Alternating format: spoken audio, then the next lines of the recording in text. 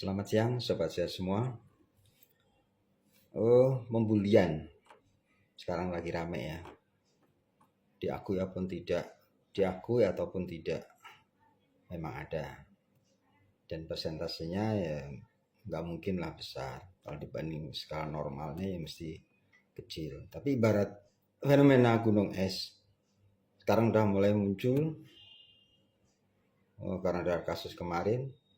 Pasti karena dengan adanya kejulitan netizen Indonesia yang sudah sangat terkenal itu, ini kasus-kasus yang lain pasti akan menyusul, akan berani bicara, menyuarakan suara hatinya pada saat kejadian itu berlangsung.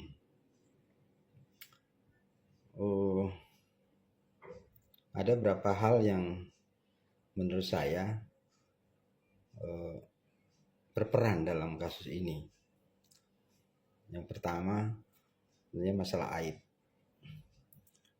Mana ada sih istilahnya institusi yang mau aibnya terbongkar? Ya kalau bisa ditutupin kan. Tapi ibaratnya ya tadi, sebuah kebenaran itu lama-lama pasti akan terkuak. Gak mungkin kita tutupin terus. Yang kedua, ini ada hubungannya dengan masalah karir.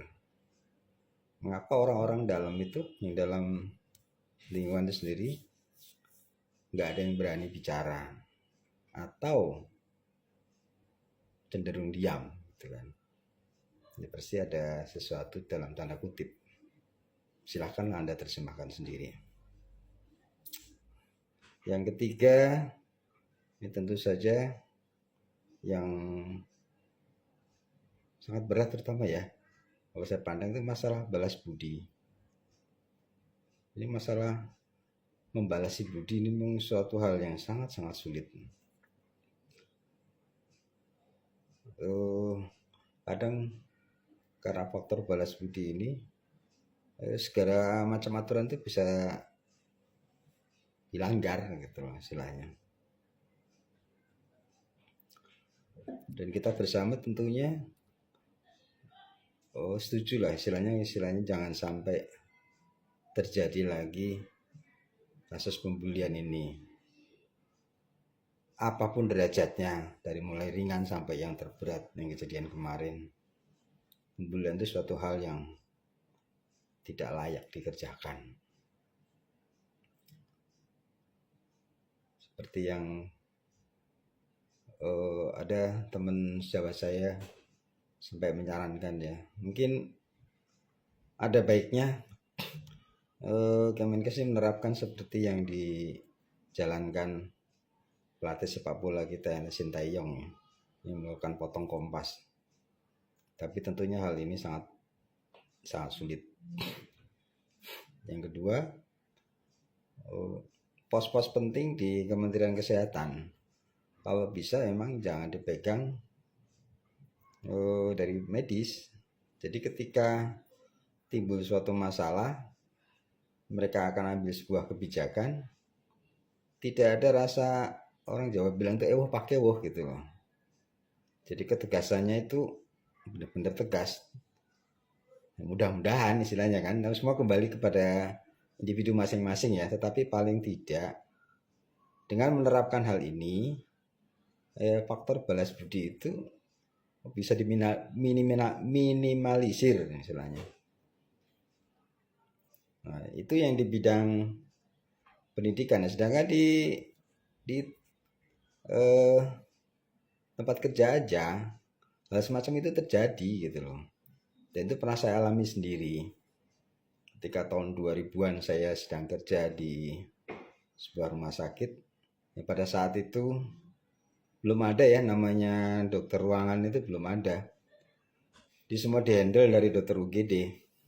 Jadi misalkan ada pasien dari UGD dengan terapi sementara UGD, kemudian pasien masuk ke ruangan. Selanjutnya dari ruangan itu akan dikonsul oleh perawat bangsal ke spesialis yang menanganin sesuai dengan on-call-nya masing-masing. Nah pada saat itu karena saya kebagian jaga malam, tiba-tiba datang tuh seorang direktur baru, udah senior lah. Saya baru ketemu pertama kali itu, karena saya jaga cuma seminggu sekali ya. Nah pada saat itu saya sedang pasien UGD sedang ramai. Nah, di depan saya ini status pasien yang menderita diare. Kalau saya istilah medisnya itu gastroenteritis akut.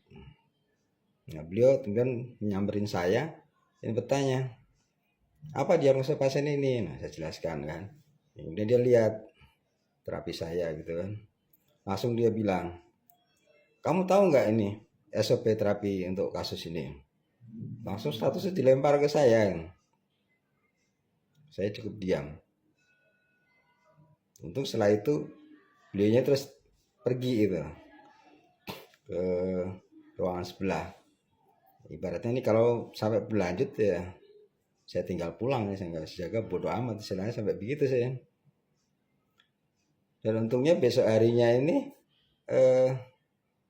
kebetulan kepala UGD saya itu lebih senior dari dia ya, sempat memberitahu saya terjadi komunikasi dengan beliaunya ini. Akhirnya beliau mengakui lah istilahnya ada kekhilafan masalah itu. Nah seperti masalah ini sebenarnya kan ada cara yang lebih bijak gitu loh. Andai kan dia tidak setuju dengan terapi saya, ada ruang sebelah, saya bisa dipanggil baik-baik, diskusi atau gimana, dia mempunyai saran apa, kan enak gitu kan, daripada teriak di depan banyak pasien gitu kan. Di mana etikanya gitu loh. Padahal apa yang saya terapikan itu hal yang biasa aja gitu ya, udah lazim dikerjakan oleh rekan-rekan UGD gitu loh. Jadi biasanya itu kita di UGD itu memang hanya memberikan sebagian besar terapi injeksi. Karena pertimbangan misalkan jaga malam itu kita cukup memberikan injeksi 2 kali, malam itu dan pagi kan. Karena kalau kita berikan obat oral, obat minum, takutnya besoknya pas spesialis yang bersangkutan memberikan terapi, dia tidak setuju. Akhirnya obat itu tidak kepakai kan sayang. Tapi kalau obat injeksi kan sekali pakai selesai, habis pemakaian, tidak ada yang tersisa, istilahnya seperti itu. Tidak ada hal yang istimewa gitu loh. Cuma karena sikapnya yang nggak bener kayak gini ya, ya jadi gimana gitu loh. Contoh yang lain nih model pembulian yang paling ringan menurut saya ya. Seperti teman saya cerita gitu kan, pada saat dia mau ujian dengan seniornya gitu kan, pada hari H ujian sudah siapkan semua, konsumsi sudah siap, sudah habis sekian juta, tiba-tiba sang dosen seniornya itu menyatakan ujian hari ini ditunda untuk lain hari. Itu bayangkan kan, dana sekian juta itu hangus tanpa manfaat gitu akhirnya kan. Ya misalkan kalau misalkan dengan kebijakan kan bisa ditundanya gitu kan, ya paling nggak sehari, mungkin 2 hari sebelumnya gitu kan, enak kan. Itu barang udah dipesan semua, udah jadi, dibatalin, itu kan rasanya gimana coba. Itu dalam model yang ringan istilahnya kan, belum sampai kejadian seperti kasus yang kemarin itu kan. Ya intinya kita semua setuju lah ya, bahwasanya pembulian di segala bidang itu sangat bertentangan dengan hati nurani kita. Dan semoga dengan terungkapnya kasus kemarin, makin banyak yang berani bicara gitu loh. Jadi kita tidak menafikan bahwasanya itu ada, tapi ya mesti sebagiannya kecil. Tidak mungkin lah itu kasus yang besar, banyak gitu istilahnya kejadiannya, pasti sedikit. Tapi sedikit dengan derajat kasus yang bertingkat-tingkat seperti itu kan harusnya tidak ada gitu loh. Kita minimalisir lah. Demikian sobat saya semua. Semoga sedikit unek-unek saya ini ada manfaatnya. Terima kasih. Salam sehat Indonesia.